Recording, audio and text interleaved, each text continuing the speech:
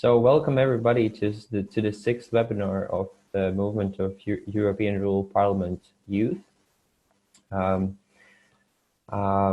of all, big thanks to Peter and Andreu to be our speakers today. I'm aware that they have an interesting story about what's happening in Sunseed village in Spain. And I'm happy to see a lot of participants here. And short few sentences about European Rural Parliament. It is a movement which gathers organizations from all European countries which are working for the rural development. And one of the member of European Rural Parliament is Latvian Rural Forum, which is a national level organization in Latvia. And one of our responsibilities is to coordinate the youth movement within the European Rural Parliament. And the webinars are one of the ways how we are doing it. Also, in November, there will be a European Rural Youth Parliament taking place in Spain. You still have 2 days to apply. More information is available on our Facebook page. But later I will most probably also share some contact information where you can follow the news and see other opportunities as well we will organize. That's all from me. Oh, I will also tell about the technical side of this. There's chat option you can see on the bottom of the screen, the chat icon, and when you press it, the chat window opens on the right side, and there you can write messages to people privately or also to everyone here. So if you have a question, you can write it there, but also you can unmute yourself and say the question out loud. I think, yeah, now it is all. Also, this meeting is being recorded, and later this meeting and also the previous ones will be available on our webpage. And most probably I will share the link with you as well. Okay, then I will give the word to Andreu and Peter. Okay.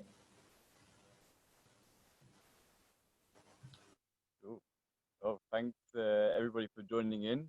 Really looking forward to this this opportunity to share what's our life right now, and share why we think it's important. And my name's Atreyu. I'm coordinating the part of administration and education right now at Sunseed, and been here for about 2 years. And Peter. Yeah, I'm Peter. I've been here for about 3.5 weeks. I am communications assistant, so work with everything from the website to all our social channels, communicating with local schools and universities, and participating in webinars as well to explain the project.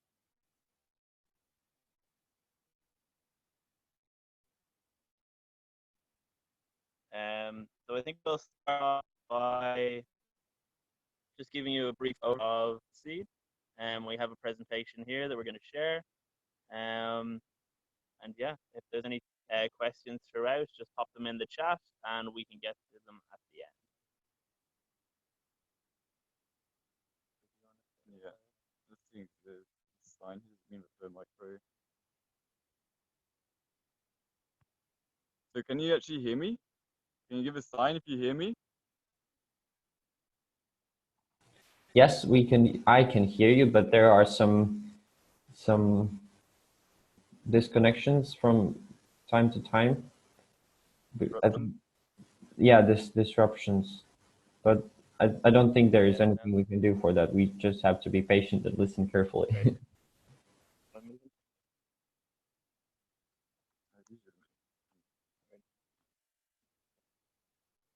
Okay.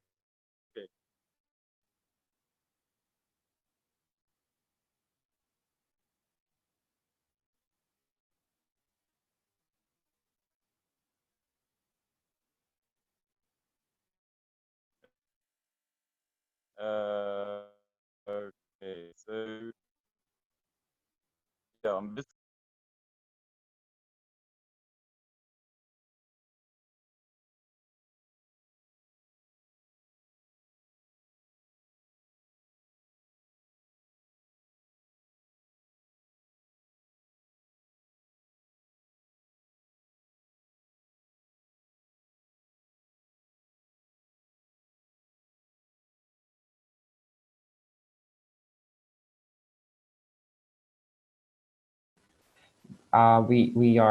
We cannot hear you at the moment if you're talking.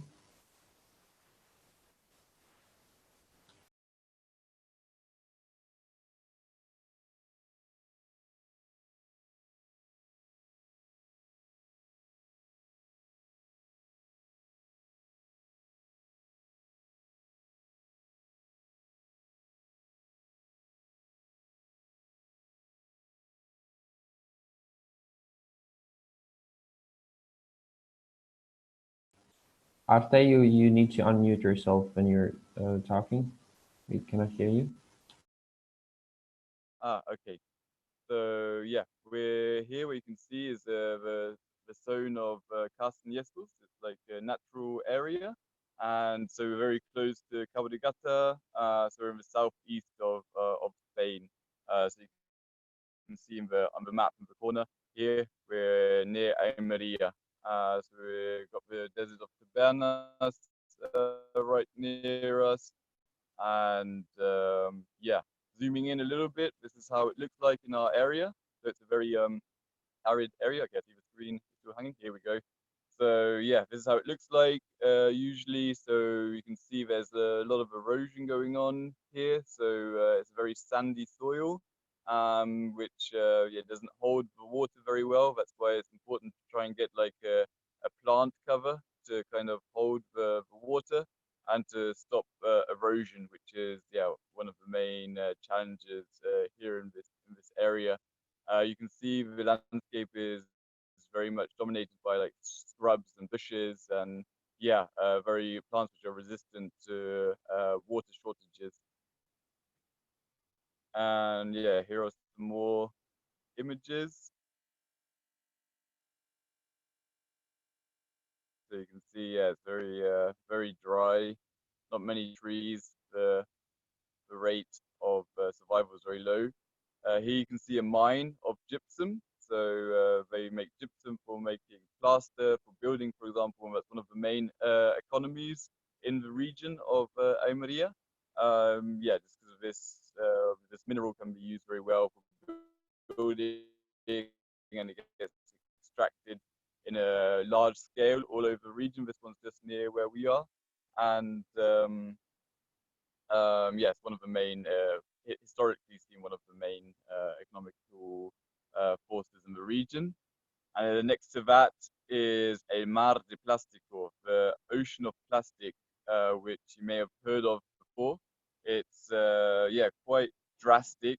So one of the other main economic motors in the region is agriculture. It's yeah, monocultures. It's highly intensive, and yeah, for about a kilo of tomatoes, you need about 30 liters of water, and this area of Almeria produces about 25% of whole of Europe's vegetable and fruit stock.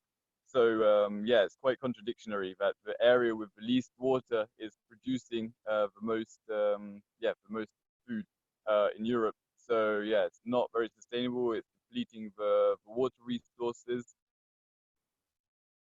and yeah, through all plastic, a lot of nation is also created.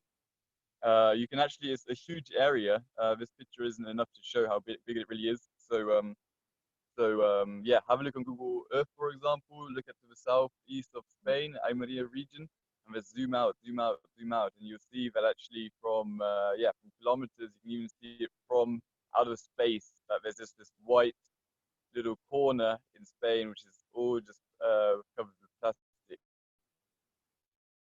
And then the other economical motor, which also isn't very sustainable, is the monocultures of olives. You will see once the page has loaded.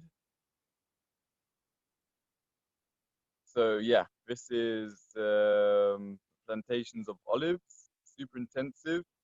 Traditionally, Almeria has always been a zone for growing olives. However, it's a plant which can actually grow very well without watering, just in dry zones. However, to increase the economical profit, there's are large investors who have have planted this plantation of this family owner have about 6 million trees, and each of them are irrigated with 10 liters a day, which sums up to about 600,000 tons of water or liters of water.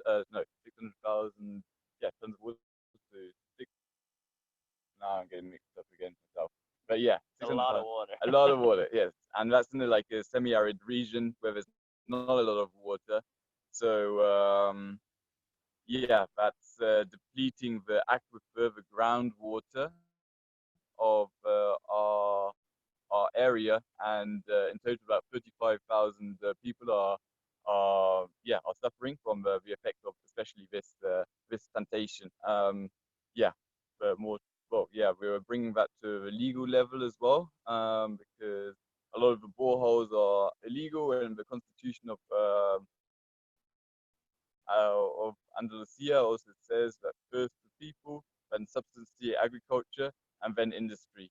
However, right now it's the other way around: the industry first, and then water shortages are definitely a very, very big topic in this area, and that leads to the so-called ecocide. So the death of the ecosystem.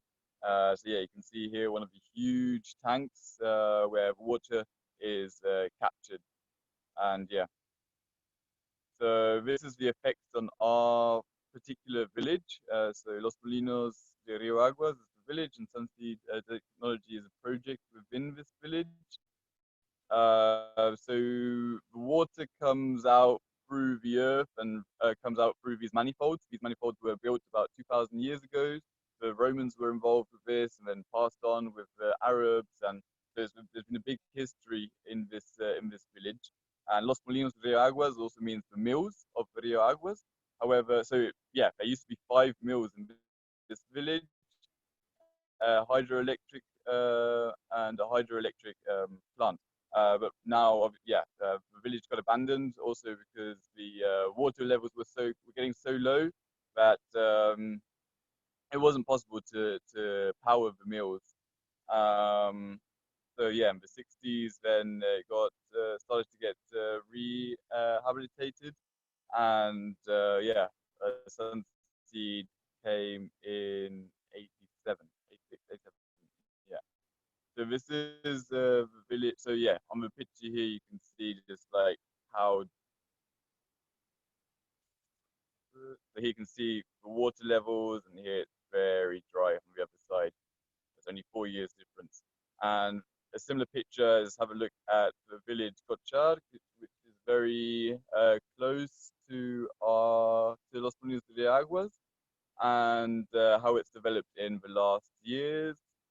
2016, so that is just 5 years later. In the next image,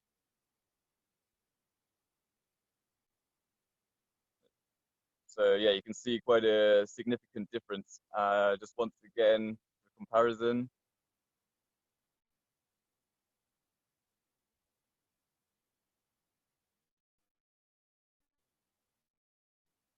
And the dry wood again. So right now there's a very low population in this village. Most of the people have left, have went to the cities, or have just because they can't live from the land anymore. So that's definitely creating quite a cultural change as well, a demographic change, which also has the effect that certain techniques, traditional agricultural techniques, are being lost, and just this rural culture isn't really giving the life which it deserved, really. Now coming to the present. zooming in further down, this is here on the left, you can see Los Molinos de Rio Aguas, this village here. And Sunseed has a few houses in this village, and the other houses are either empty or there are people who live here the whole year. Like there's maybe 3 families which live here the whole year, and then just some houses where people just come for a few weeks or a few months a year.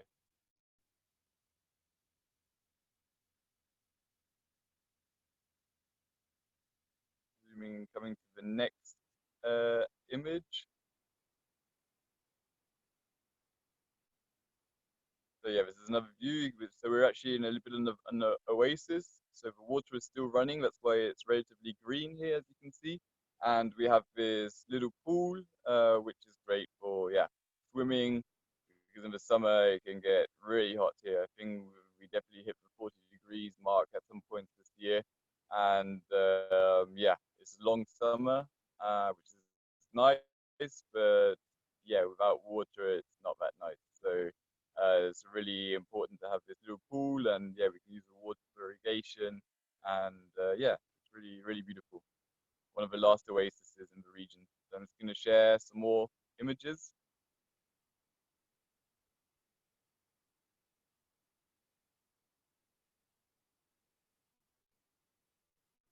So yeah, the vision is to la vida con bajo impacto ambiental, so a life with low environmental impact. And we do this in several ways, which we're going to talk about in a minute. And the mission is to demonstrate, and communicate the different techniques and solutions which we have. So here you can see we're making some natural cosmetics, for example. We'll come to that later. Do you feel like sharing anything, or do you want to jump in with the department? Or? Yeah, I can cover the department. Yeah. So we've got 8 different departments here at Sunseed, that can be divided into 3 general categories. So we've got in the office, we've got administration, communications, and education. Then we've got the practical. Is that practical? Yeah. The practical departments, which include the drylands, which is our ecosystem restoration project. So this is planting trees, making the desert green again, in any way we can. We've got the gardens, where we grow about 20% of our own vegetables. And then the third one in practical, yes, sustainable living. So this is making jams out of the fruit that we harvest, making any cosmetics, really focused on learning how to live sustainably with what we have. Then we've got the third kind of area, which is our technical department. We have our maintenance department, which keeps our water running, the electricity running, everything like that. Combines also the construction part. Yeah, the kind of the eco construction. We've also got the appropriate technology department, who deal with all the solar paneling, any kind of sustainable technology that we can implement to the project that will have a low impact on the environment, but be able to help us in whatever way it can. And then the third one? Yes, there was only 2, right? Yeah, Perfect. yeah. So yeah, on this one, I'd also like to jot in a little bit with our political sustainability, let's say. So a lot of us have maybe also, really sensed the lack of democracy, and just how it doesn't fulfill our needs necessarily.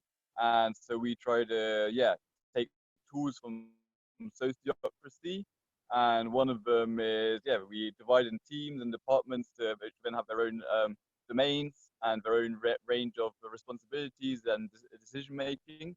And then also meet on a weekly meeting where the whole community is invited, which is more like a governance meeting, and where we take, based on consensus decision making, we find agreements, find consent, and so that's a bit of the political approach. And yeah, if you have any questions at the end, we can maybe go deeper into any of these topics we're going to bring up.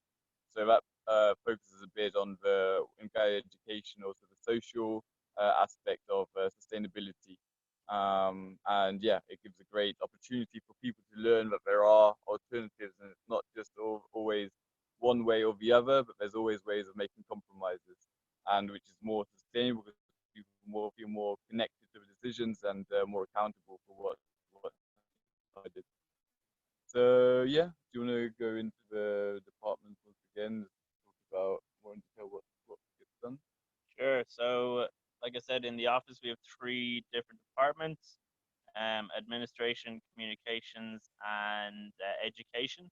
So maybe if I start with education, um, education coordinator is responsible for any kind of workshops we're running here, educating the volunteers and the interns on a day-to-day basis, as well producing content for the website, any kind of blogs on what we're doing here. Really just in charge of educating the whole community in any way possible.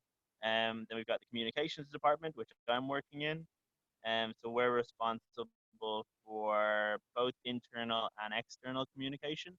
So internally, communicating to the community what's going on, anything from the outside they want to bring inside, any other communication internally.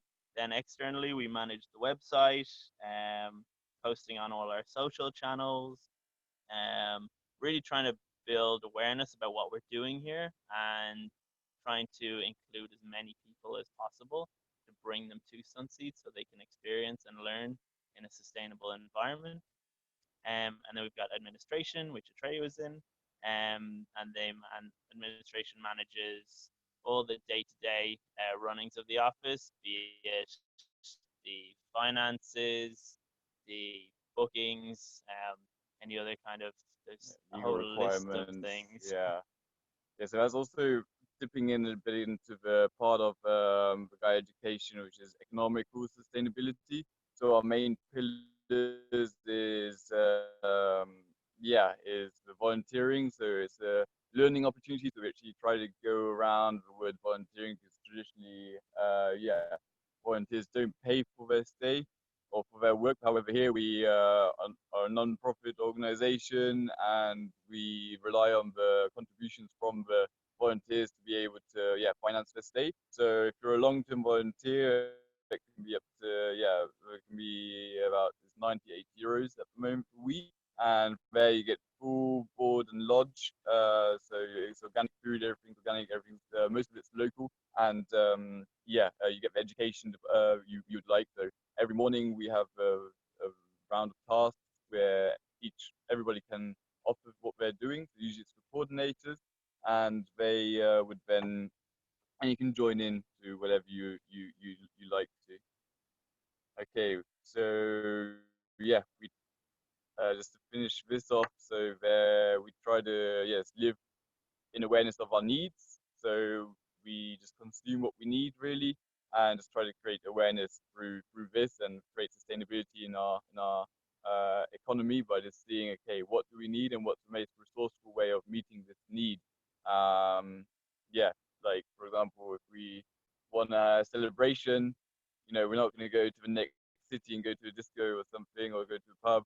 We're going to see how we're going to do it with what we have here, with the skills we have here, singing, dancing, maybe making a pizza in our oven or things like that. So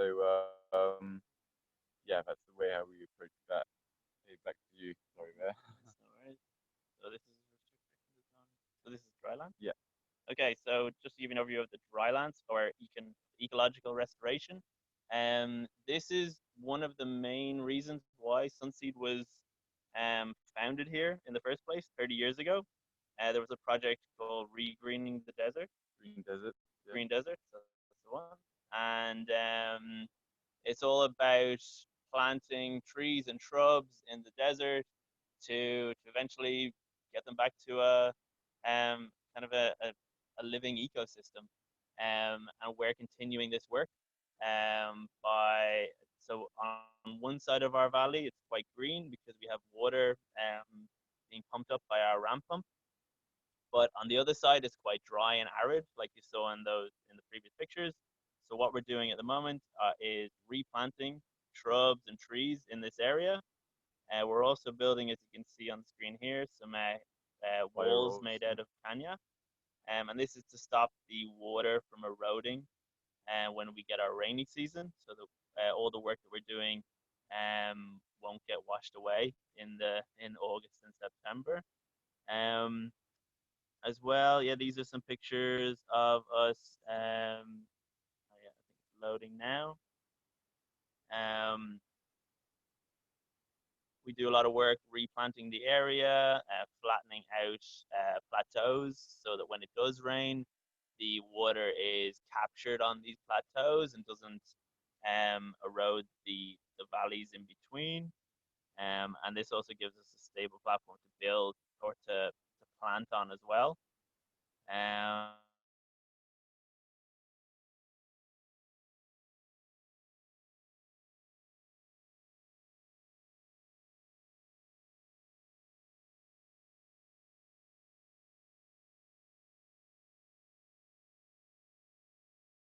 Hear us again now.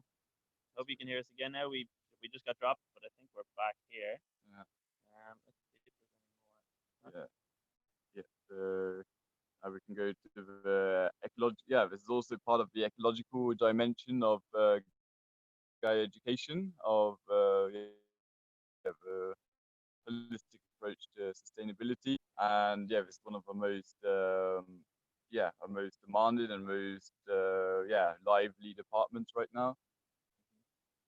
So this encapsulates all the gardening department, where we're growing a lot of our own fruits and vegetables. We have rows and rows of, at the moment, we have eggplants, aubergines, we have courgettes, we've got chard, tomatoes, we're growing rice, kale, we've got a forest garden as well. We've got fruit trees, lemons, oranges, apples. And yeah, like Trey said, this is one of the most popular departments. It's the most hands-on, and I think people that come here volunteers, they really learn a lot in the gardens on, how to plant, how to seed, how to make compost. Um, really get their hands dirty in the gardens department. Yeah, so the idea is it's kind of like kind of resilience, act of resilience and activism also by planting your own food. And we also try to implement techniques from agroecology and permaculture to make the system more holistic, more complete, and more stable at the end. And using all the elements we have on site, trying to close cycles where possible, and and then we move on to La Vida Sostenible. So this is sustainable living. This is run by our coordinator Almu. And this has so much that goes on in sustainable living. We've got all the cooking, all the preparation of the breads. We've got making of cosmetics from natural materials, making of any kind of medicinal potions, I would say, like medicines. We have our medicinal garden, which Almu maintains, and she takes bits and pieces, things that she needs to make either teas or remedies or anything like that. So it's all 100% natural. So yeah, we've got preserves here as well and ferments. So we've got kombucha and kefir, which are probiotic drinks, and there's lots of things to do there as well. Ways of finding ways how we can reduce our impact on a daily basis. So here you can also see some of the cosmetic which we prepare. So we've got hair conditioner, conditioner for skin, moisturizers, tooth powder. Because we have our own wastewater treatment we will come to later, which requires us to avoid all kind of chemicals. Okay, and this is our bioconstruction department. It's our maintenance department. We try to use a lot of local materials, and we're quite lucky in the fact that gypsum is quite available here, and we also have a lot of other kind of wood type materials that we can use to make structures around the project. A lot of I think almost all the houses are built with gypsum, and any projects or any kind of additions that we make to the houses, be it shelves or any kind of fix or kind of repairs onto the walls, we can use the local material. So this department is focused on using as much natural and local material as possible. Yeah, so here on the image you can see our horno zoria. Horno is oven in Spanish, and zoria is like dinosaur, so oven dinosaur, and it's made out of cob. So it's a mixture of sand, straw, water, and clay-rich soil. So you mush it all together. I think we've got an image of that later coming up. And we use this also for the social sustainability, for the parties, for celebrating what we've achieved, and yeah, life in general. So that's that. Also another building you can, in this next image, you will be able to see a house. This is our tool shed made out of cob as well. So yeah, cob is very resistant, and you can't really get more local and more natural than cob in this region. And this is the next image. You can see our geodesic dome, which is yeah, a very nice geometric structure made out of broomsticks, actually, different size, and like a breathable mesh around it. And yeah, here we have meetings, we have yoga here, and any other activities which are beneficial to have in around space. And yeah, also the next image is an example of how we can use the caña, the cane, which is a very resilient, very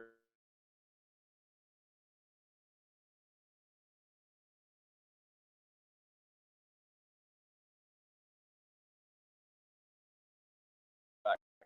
So this is the unit, which is made out of caña. It's material which we have on site as well. So this is also very natural because the only thing we bought was a bit of string to connect the parts, and we use the inner tubes for the elasticity. Yeah, elasticity. That's it. So you can actually fold this one together and it's carried on your shoulder as well. So it's quite a practical one. Yeah, and very important, the dry toilets. This is one of the most important things in Sunseed, actually, because yeah, we have the problem. Well, one of Bill Morrison's permaculture principles is yeah, making the problem into the solution. So the problem is here we have very, very poor soils, and yeah, we're not connected to the water system. We're not connected to the electricity or water system. So we have to take care of our own waste. So we don't create any black water. We use the dry toilets, the compost toilets, which we mix with sawdust, and then it gets composted. So in this one, you can see there's several kind of departments, compartments, and then we once one is full, we move to the next one, and then to the next one, and then we get to the start again. About 1.5 years have passed, and we can empty it out and use it for the yeah, for the dry lands, for planting trees, for example. Solar cookers. I see that we're a bit over time, so we're gonna maybe just speed up a little bit. What do you think? Yeah. Yeah, it's fine if you take some more minutes than you plan to. Sorry. It's okay if you expand a bit.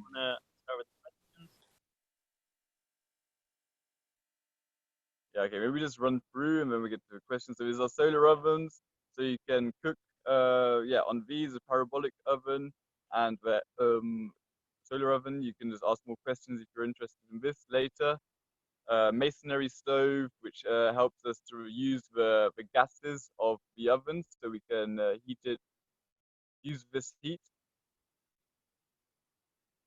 And then yeah, we have the hot water panels, which are self-made, and the photovoltaic for the electricity. So we get our hot water through the sun, electricity through the sun. And here's an example also of our self-made wind turbine, which is important for the winter time, where there's a little sun. We've also got a bicycle washing machine, which we're not using anymore because it's quite inefficient. It actually took quite a lot of energy to power it.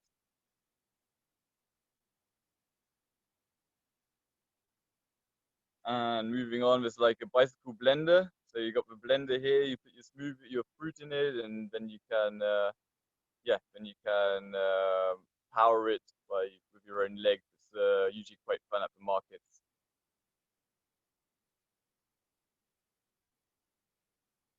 And yeah, like I said, we take care of our own wastewater.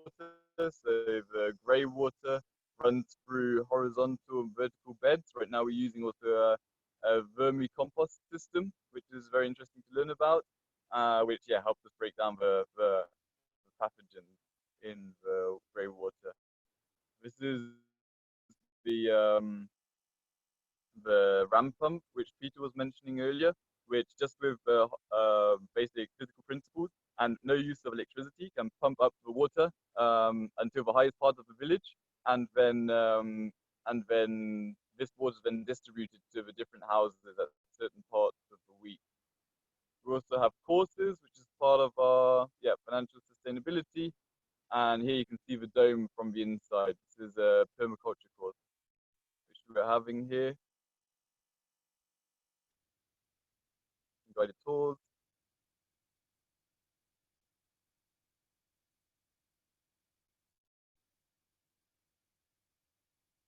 Just some impressions. Pudding with cob.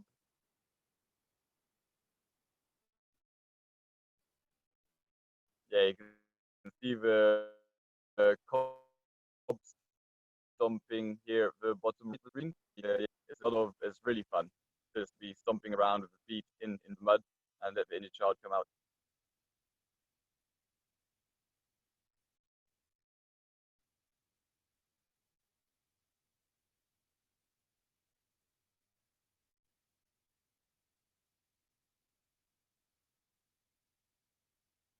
So yeah, this also just to finish off, we're coming towards the end. There is the water festival, which we have every year to create or to gather money for the ecocide and to pay the lawyers or to help pay for the lawyers.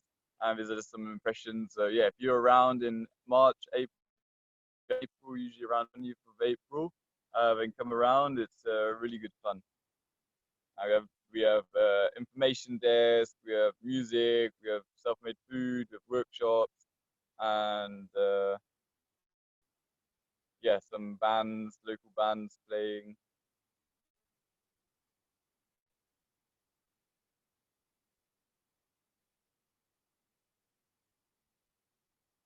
Here is also a link to the platform if you want to donate money or know more about the ecocide, which is happening in the region. Just follow this link, rioaguas.org, and you can also donate if you want. And yeah, we have every Wednesday we have guided tours if you just want to come around like this, or you can join us as a EVS, voluntary service, internship, or a member of staff. Right now we're looking for communications coordinator because Peter unfortunately can't stay with us forever. So if you're interested or you know someone who's up for life like you can contact them. That was it from our side really. So now we're open for any questions which you may have. Thank you very much. This was just amazing story. I see this is a good opportunity to do at some point in your life, or maybe for all of your life. I see it as a good option. I have some questions I Yeah, got sure, when fire it while up. you were talking, but maybe there's someone else who wants to ask something first. Okay, so one of my question is mm,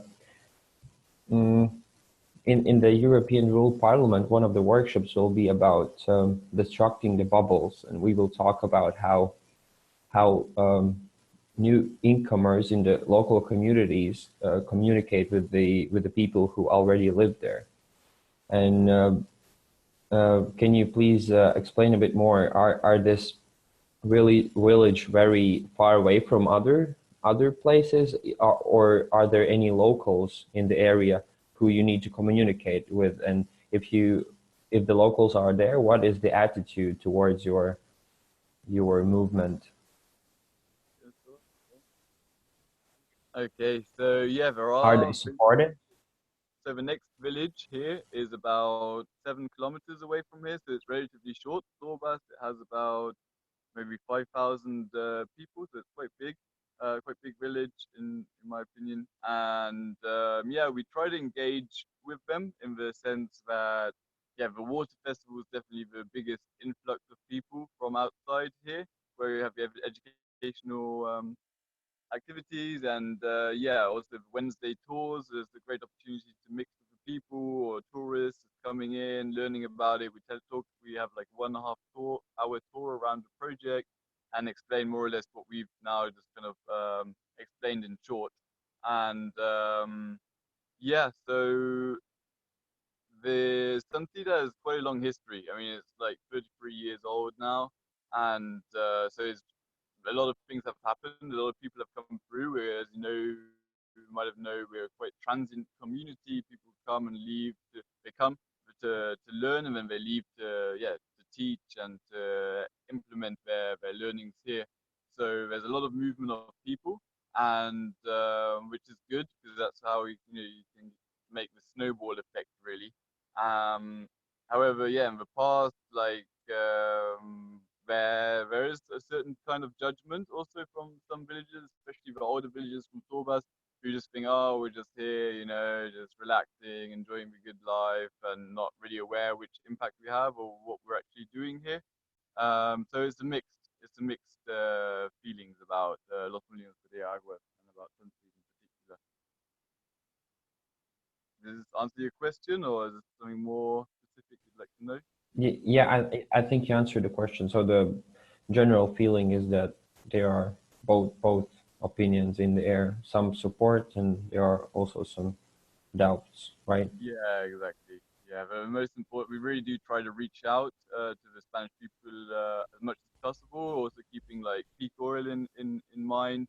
But yeah, transportation will definitely and mobility will definitely change over the next years, or already is changing. And personally, I think that local people can learn the most at Sunseed because they're like teaching someone from Sweden about solar cooking isn't as effective as teaching someone from the region who's actually got sun most of the days of the year and yeah, can apply these things or where there have the yeah the local species and for regeneration and the watering techniques and they can actually apply them. So we're really we're really focusing on living in semi-arid regions. So I think local people really play a key role for distributing our knowledge. Hmm. And you said that you're also lobbying the this environmentally friendly approach of agriculture and farming, as I understood. Have you recognized any impact made in other communities or in a political level? What is the feedback from the people you're reaching out for? Yeah, so I mean, our last garden coordinator, he went off and set up his own CSA, for example, his own community supported agriculture system. So I think people come here and they learn stuff from gardening to, people say, because we also live without a fridge here. We're an average 20 people, let's say. throughout the year, and we're in a semi-arid region, and we don't have a fridge. So people also just rethink their own consumption habits and go home and unplug their fridge. So it's like a lot of like grassroots movement. I'd say we do here. So planting the seeds, and then people applying differences back at home, in the way how they relate with other people, how they relate to money, how they relate to their environment, their local environment, and the goods they consume. So yeah, I think we hope that yeah, we can create little life-changing events, or big life-changing events through coming here, and we often do get this feedback. And yeah, that these people then encourage the people in their surroundings to also maybe tune into the benefits of living this kind of lifestyle. But yeah, we also have, there is also through the like this there's another project in the village, the Ecositio de Rio Aguas. It's only one person really, but he's networking more on the top-down approach, so more on the international level, and who's brought the eco side to the Tribunal for Rights of Nature, and to the UN, and yeah, so we're just hoping at the end now that action happens, but the action is very slow and not as impactful as it's needed right now, because yeah, we're looking at maybe maximum 5 years more of water here in the village. So if the overexploitation rate, which is about 410% right now, continues. Thank you. And do you have any enemies? For example, those agriculture companies who are growing the olives, or what was the other thing they're growing? I forgot. Do as you're promoting this approach, which is against this industrial agriculture, do they doubt your activities? Yeah, yeah. Obviously, there's big resistance. Also, resistance coming from ignorance, and not waking up, not being aware of the impact, and not seeing. I mean, a lot of people in Toba say, "Oh yeah, olives they're not bad. Like, oh, we always have had olives, and my great great granddad he was growing olives." But they aren't really aware that these aren't the same olives. Like, these are genetically modified to have a high yield and certain circumstances, and which require 10 liters of water a day in this case, and that hasn't got anything to do with just these olives which just leave in the ground and don't have to water at all, and just normal precipitation will do the rest. So yeah, I don't really like the term enemy, to be honest. We just have different visions right now. We're in a different state of consciousness. But I think there's still potential, and once we get those on board, like yeah, we can make a huge change. Thanks. And have you calculated the carbon footprint the person living in the Sunseed has comparing to a person who's living, for example, Yeah, in a yeah, big that was city? actually the first things I did when I arrived here 2.5 years ago, and it resulted that so we took different factors, different categories, from transport to food to wood consumption, water consumption, and yeah, all the categories we could find on the internet really, which also had like comparable value, and then in the end, we had lots of values from Germany. So we said, okay, well, we're just gonna, even though it's not the same climate, and we understand that heating obviously is a bigger need in Germany than in southern Spain. We took these values for their availability, and it was about a tenth of a German average German citizen. So yeah, it's 10 of us or one German. It's like quite significant.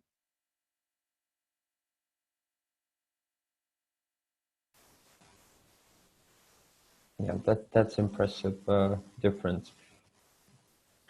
And also about the practical side, I'm wondering if it enough to ensure the electricity from the solar panels you're having there? Yeah, so sometimes in the winter it can get tight, like if it's cloudy for several days. But yeah, usually there might be a few days in the year where we're without, or in the winter it definitely happens that it's restricted use, so then only used for the office, for the yeah, logistical things, and yeah, for internet and telephone, that this keeps them running. And when it's not used for personal use, for charging personal laptops, or won't be listening to that much music while cooking and these kind of stuff. So we, depending on the state of the battery, we then adjust our behavior. And if we go for many days without, we just plug in the generator, and yeah, but we try to avoid that obviously because it's burning fossil fuels. Um, for me, I've been here for the summer months, and it's quite comfortable living in terms of electricity. We have the batteries are always at 100%. Everyone can charge their phones, their laptops. We have projectors on, so we have movie nights sometimes. So I'd say, maybe 7 or 8 months out of the year, there's not much of an issue. I don't notice it at all. Yeah, Most of the time. so for the You fact, joining this webinar is a proof that you have the electricity enough. yeah.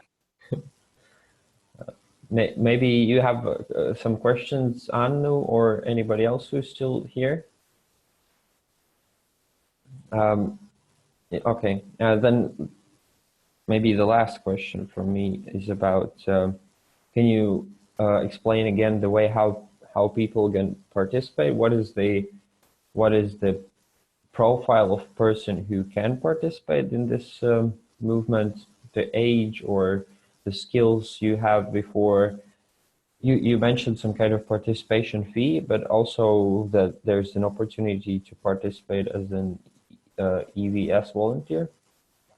Can you give a bit more information on this? So just to start it off, we're open to anyone and everyone. Like any ages, any skill range. Anyone can come as a volunteer here at Sunseed. You can stay from anywhere between minimum of 4 days to maximum of, I don't know, 6 months, 8 months, whatever it might be. If you come as a volunteer, it's on a contribution basis, so you'd be paying for your stay. If you want to check out the website, we have different levels of payment. So if you're staying for, say, less than a week, I think it's 25 a day. But if you're staying for more than 7 weeks, I think it's around 14 a day. So again, that's open to anyone and everyone, regardless of skill level or age. Then we have other programs, like you mentioned, the EVS or our internship programs. So they are managed through either the universities or the EVS program. I think we have a maximum of 4 EVS participants here at a time. So if you're a student or under the age of 30, check out your internship program in your university or the EVS program. And then lastly, we take on people as staff or assistants. So if you're looking for a longer stay or have some skills that you think you can contribute to the community, again, on our website, we have our vacancy page. Right now we have vacancies in the communications department and in the education department. And we have both roles. So coordinators who would be in charge of the department, and then assistants who assist in the department as well.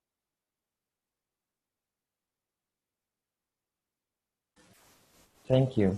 Thank you very much for your answers to all of my questions. I don't have any left. If anyone else has, then this is the time when you can ask it. Otherwise, we will slowly wrap this up. Hi, Artis. Kirsten. Oh, hi, Kirsten. Thanks for the presentation. I'm sorry I was a bit late joining you, but me being maybe not the same age group like the rest of it, I'm 62, and this reminds me definitely about our hippie movements in the 70s, where you were out to do what you believe in and you don't have the same cravings. You don't want additional, you don't want too much material stuff, and it's make love, not war, and take care of the world. And it's really wonderful that these movements starts again and get another foundation that is found in this about sustainability. That word was not there in the 70s, so you have a stronger foundation now, I find. I was just wondering if it's possible, but you can get you can speak to artists about this, about being allowed to present some of this at a stand, a stall at the European World Parliament. That could be fantastic. Thank you very much for this. Sure. Yeah, Thank thanks first of all for your comments, and I could really really imagine how you would probably flourish here. And you're very welcome to join us anytime if you want to dip back into this feeling and rediscover it and see how it works for you now today, also with different techniques, different approaches, also on the social level through sharing circles, dances, singing together, being together, and also then the work aspect. So you're more than welcome to join us anytime. And we can share the presentation with you, and you can take parts of it if you want, or parts of this recording, however you like. Okay, we can talk about this arrangement afterwards in the email or something like that. Yeah, and Kirsten, thanks for your comment.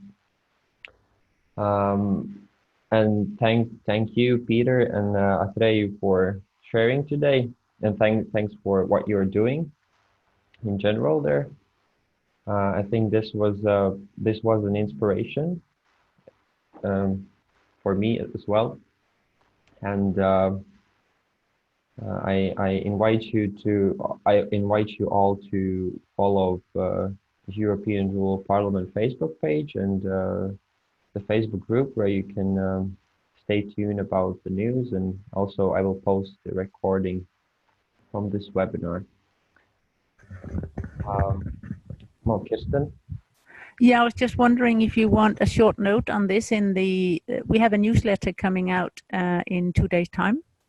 We could try to include something on this, and if you have a website or something, we could put something there to see if you can have more people to know about you, right? Yeah, that'd be really, really helpful.